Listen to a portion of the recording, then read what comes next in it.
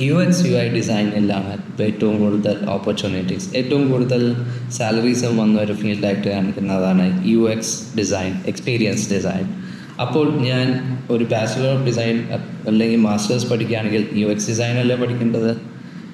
എന്നാൽ ഞാൻ industrial ഡിസൈനോ product ഡിസൈനോ ഫാഷനോ ഫർണിച്ചറോ പഠിച്ചിട്ട് കാര്യമുണ്ടോ?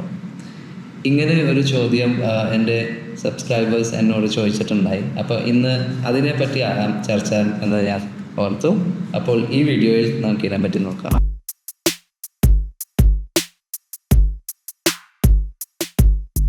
ഹായ്, എൻ്റെ പേര് പ്രതീക്. ഞാൻ ഒരു ട്രാൻസ്പോർട്ടേഷൻ ആൻഡ് ഓട്ടോമൊബൈൽ ഡിസൈനറാണ്. ഞാൻ ഇപ്പോൾ ഒരു ഡിസൈൻ അധ്യാപകൻ കൂടിയാണ്.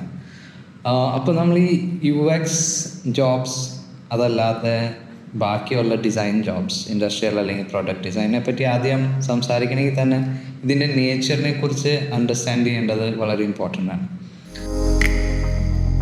പ്രോഡക്റ്റ് ഡിസൈൻ, ഇൻഡസ്ട്രിയൽ ഡിസൈൻ അല്ലെങ്കിൽ ഫർണിച്ചർ ഡിസൈൻ, ഫാഷൻ ഡിസൈൻ എന്നീ പറയുന്ന ഡിസൈൻ ഡിസിപ്ലിൻസിൽ ഫിസിക്കാലിറ്റി നല്ലോണം ഇൻവോൾവ് ആണ്.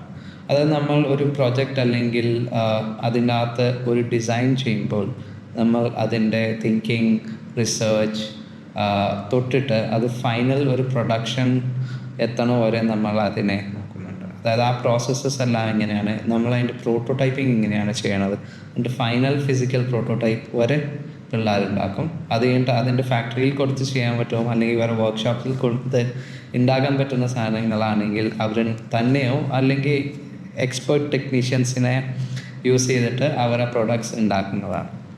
എന്നാൽ യൂസർ എക്സ്പീരിയൻസ് ഡിസൈനിൽ ഇപ്പോൾ മേജർലി നോക്കുകയാണെങ്കിൽ അതൊരു ഡിജിറ്റൽ യൂസർ എക്സ്പീരിയൻസിനെയാണ് ഫോക്കസ് ചെയ്തിരിക്കുന്നത്. യു എക്സ് യു ഐ ഡിസൈനിൻ്റെ ജോബ് മാർക്കറ്റ് അൺഡിനൈബിളി ഹോട്ടാണ് ഈ ഇയേഴ്സിൽ അല്ലെങ്കിൽ ഇപ്പോഴത്തെ ഈ ടൈമിൽ.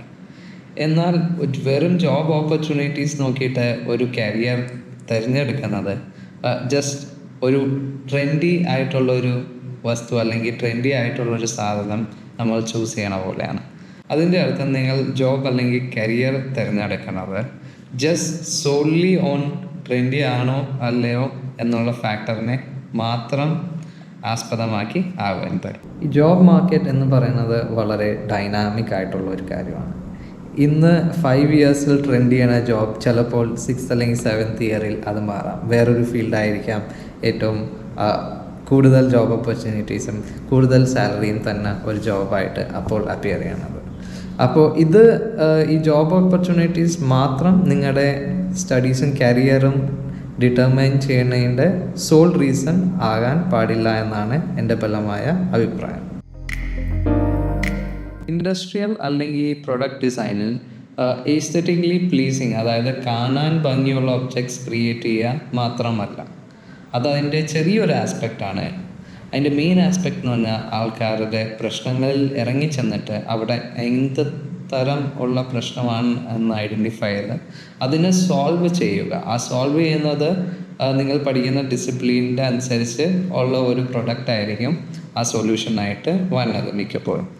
അതിപ്പോൾ നിങ്ങൾ ഏത് ഡിസിപ്ലിൻ പഠിച്ചാലും ചിലപ്പോൾ വേറൊരു ഡിസിപ്ലിനിലെ പ്രൊഡക്റ്റും ആയിരിക്കാം നിങ്ങൾ ഉണ്ടാക്കാൻ പോകുന്നത്. അതുകൊണ്ട് ഡിസൈൻ എപ്പോഴും ഒരു ഇൻ്റർ ഡിസിപ്ലിനറി അപ്രോച്ചാണ്. നിങ്ങളൊരു പ്രൊഡക്റ്റ് ഡിസൈനറാണെങ്കിൽ നിങ്ങൾ ഒരു ഷർട്ട് അല്ലെങ്കിൽ എന്തെങ്കിലും ഒരു ഗാർമെൻറ്റ് ഉണ്ടാക്കിക്കൂടാ എന്നില്ല. നിങ്ങൾക്കത് ഉണ്ടാക്കാനുള്ള ഓപ്പർച്യൂണിറ്റീസും ഏത് ഡിസൈൻ ഫീൽഡിലാണെങ്കിലും പ്രൊവൈഡ് ചെയ്യുന്നതാണ്. ഇൻഡസ്ട്രിയൽ അല്ലെങ്കിൽ പ്രൊഡക്റ്റ് ഡിസൈനിൻ്റെ ഒരു സ്റ്റുഡൻറ്റിൻ്റെ ജേർണി എന്ന് പറഞ്ഞാൽ അതൊരു ജേർണി ഓഫ് ഡിസ്കവറിയാണ്.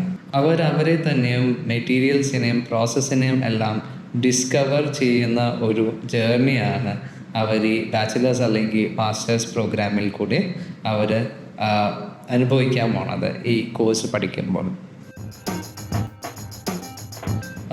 ഈ കോഴ്സ് ഇപ്പോൾ ഇൻഡസ്ട്രിയലോ പ്രൊഡക്റ്റോ ഏത് ഫിസിക്കൽ ആയിട്ടുള്ള ഡിസൈൻ ഡിസിപ്ലിനാണ് നിങ്ങൾ പഠിക്കണമെങ്കിലും അതിൽ കുറേ സ്കില്ലുകൾ, തിങ്കിങ്ങും പ്രോസസ്സും എല്ലാം നിങ്ങൾ പഠിക്കും. ഈ പ്രോസസ്സും ഈ സ്കിൽസ് എല്ലാം നിങ്ങൾക്ക് വേണമെങ്കിൽ UI/UX ഡിസൈനിന് വേണ്ടി യൂസ് ചെയ്യാൻ പറ്റുന്നതാണ്. എന്നാൽ നിങ്ങൾ UI/UX ഡിസൈൻ പഠിക്കുകയാണെങ്കിൽ ചിലപ്പോൾ തിരിച്ച് അത് യൂസ് ചെയ്യാൻ ബുദ്ധിമുട്ടായിരിക്കും. അതായത് പ്രൊഡക്റ്റ് ഓർ ഇൻഡസ്ട്രിയൽ ഡിസൈൻ പഠിക്കുന്ന ഒരാൾക്ക് UI/UX ഡിസൈൻ ഫീൽഡിലേക്ക് ട്രാൻസിഷൻ ചെയ്യാൻ വളരെ എളുപ്പമാണ്. എന്നാൽ വൈസ് വേഴ്സ ബുദ്ധിമുട്ടായേക്കാം.